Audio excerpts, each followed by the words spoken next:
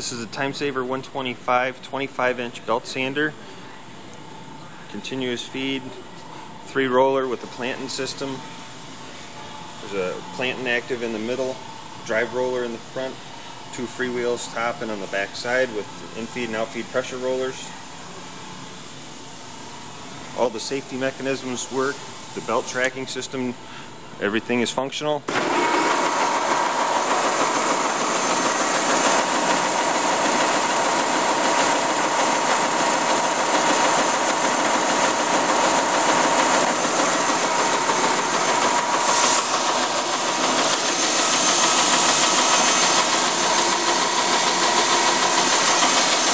All the shut-off trips work.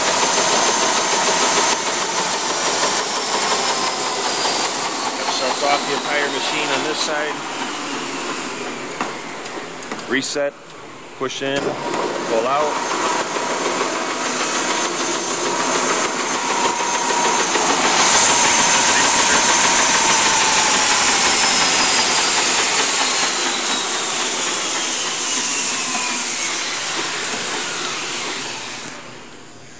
Once again, it resets the machine, push in, pull out.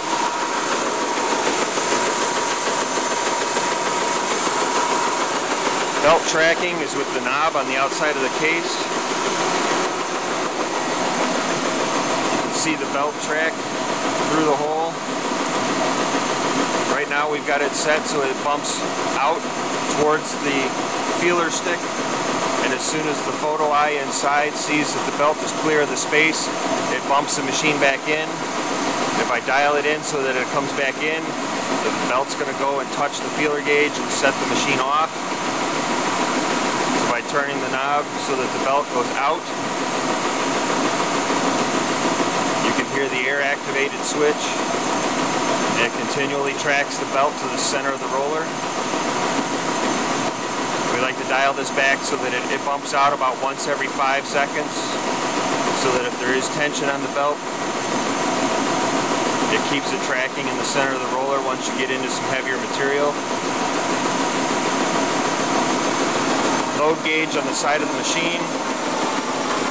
I just bumped the safety switch on my hip right here, so that the in-feed trigger, that's set off as well.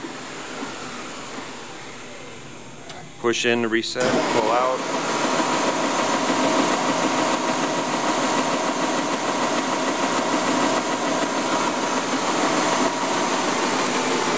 So the 3-phase 240 volt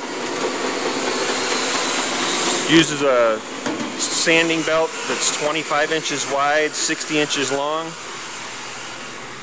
We currently have it hooked up to a dust collector, which is about a 500 CFM homemade unit, and it runs on compressed air for the pneumatic switches at the top. We have it on a compressor that runs at about 100 pounds per square inch. We also have a couple auxiliary outlets that we wired in through the actual main feed of the unit that comes from our overhead power supply. This is just a switch for our dust collection system, so it turns it on and off right here at the machine.